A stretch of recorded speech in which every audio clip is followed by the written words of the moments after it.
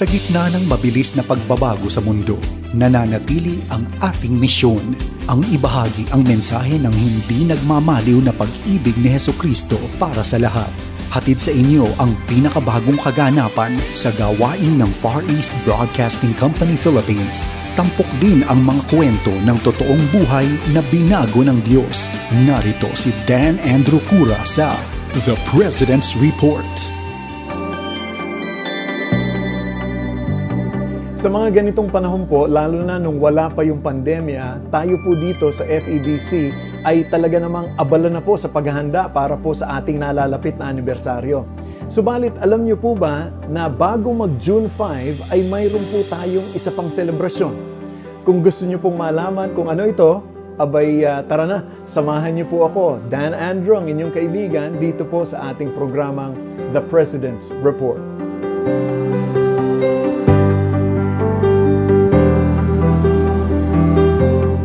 Dahil ang ating bansa po ay regular na tinatamaan po ng mga kalamidad tulad na ng bagyo, abay hindi na po bago para sa FEBC na mayroong tayong mga stasyon na ang pagsisimula ay ng kanilang broadcast ay konektado po sa mga bagyo.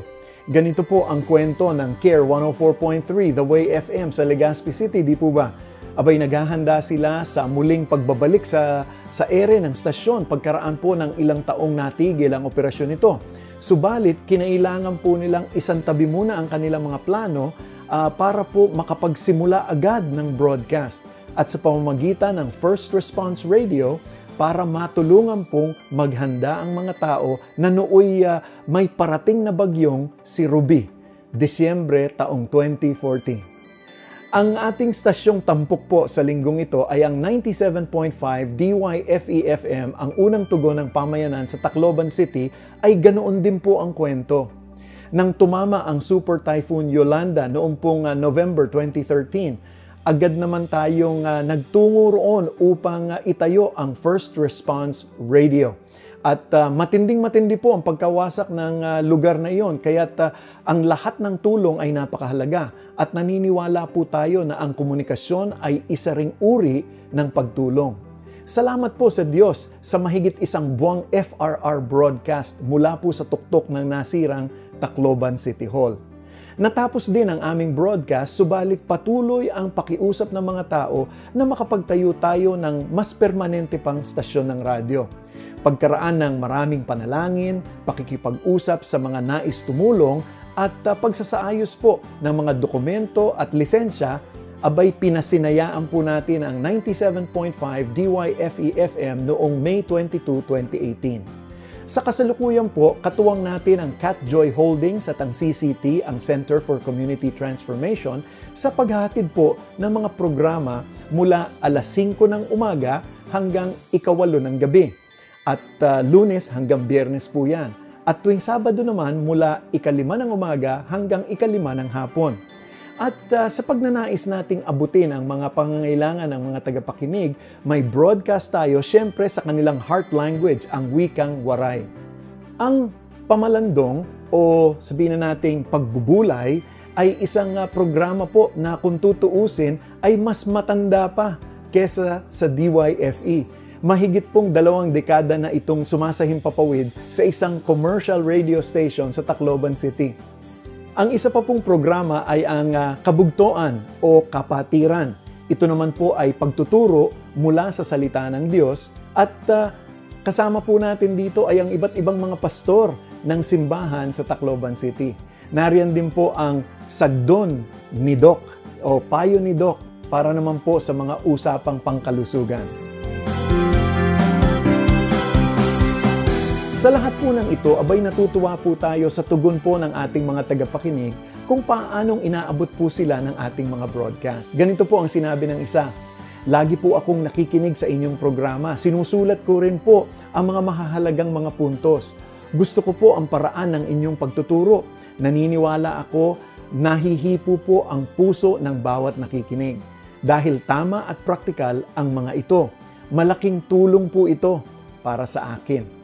Isa naman pong nagsabi ng ganito, Naku, malakas po palagi ang tunog ng radyo namin para makapakinig din po pati ang kapitbahay namin sa pagtuturo ninyo. Masugid po kaming tagapakinig ninyo dito. Ngayon naman po, narito naman po ang patotoo ni Romy Gariando. Pakinggan po natin. Ako po si Romeo Gariando. After Yolanda, na-relocate kami dun sa New Bawayan, Nico Francis PH. Mula nun, being alone, nasa bahay na lang ako. I always make it a habit na walang ginagawa. Nag-scan ako ng mga radio station ba. Until finally, na-locate ko ito si Ate Shielo ba. Ang kanyang programa, Inspiration Unlimited. Napigil ako doon. Ano yata itong program na ito? Package yata. Parang andun na yung spiritual equipment, education, at saka teachings. Partner namin, mga listeners, parang learning sa amin. Dito po nagsimula ang interes ni Kuya Romy hanggang sa handa na siyang buksan ang kanyang puso sa Diyos. It's about time. Ito na, ika nga niya, nang nagdesisyon siyang isuko ang buhay niya sa ating Panginoon. Naghanap din siya ng isang simbahan upang lalo pang lumalim ang kanyang pananampalataya. Sana marami pa ang ma-encourage to listen itong DYFE. I hope and I pray na marami pang tao kagaya ko na magbalik loob sa Panginoon. Ang mensahe ko lang sa FEBC, DYFE, maraming salamat po sa inyo for establishing the radio station here in Tacloban. Ngayon po, dahil sa mga lockdowns na nangyayari dyan sa Tacloban, walang malakihang pagdiriwang po para sa anibersaryo ng DYFE. Subalit patuloy nating idalangin na mas marami pa pong makahanap ng stasyon tulad ni Kuya Romy. At naway masumpungan din nila si Jesucristo habang pinakikinggan po nila ang ating mga programa doon. Kung nais mo pang malaman ang mga gawain ng 97.5 DYFE-FM, unang tugon ng pamayanan, bisitahin lang ang kanilang website sa dyfe.febc.ph. At para naman sa mas malawakang ministeryo ng FEBC Philippines at oportunidad para maging katuwang ka sa pagmimisyon, bisitahin mo din ang FEBC website, febc.ph, at yung ating iba pang mga social media platforms. Sa ating pagtatapos po, bago ko makalimutan, gusto ko pong magpasalamat sa lahat ng ating mga kaibigan na sumama po sa kauna-unahang online Friends Fellowship nung nakaraang linggo. Naku, maraming salamat po. At siyempre, abangan nyo rin po ang mga karagdagang impormasyon patungkol po sa ating 73rd anniversary sa darating na June 5. Naku, maraming salamat po sa inyong pagsama sa akin. Muli po akong inyong kaibigan, si Dan Andrew. At hanggang sa susunod na linggo, dito sa ating programang The President's Report. Palagi po tayong mag-ingat at pagpalain kayo ng ating Panginoon. Inyong napakinggan ang The President's Report. Para sa karagdagang impormasyon ukol sa Far East Broadcasting Company Philippines o maging kaagapay sa panalangin at iba pang mga paraan, bisitahin ang FEBC website, febc.ph. at hanapin ang FEBC Radio sa Facebook.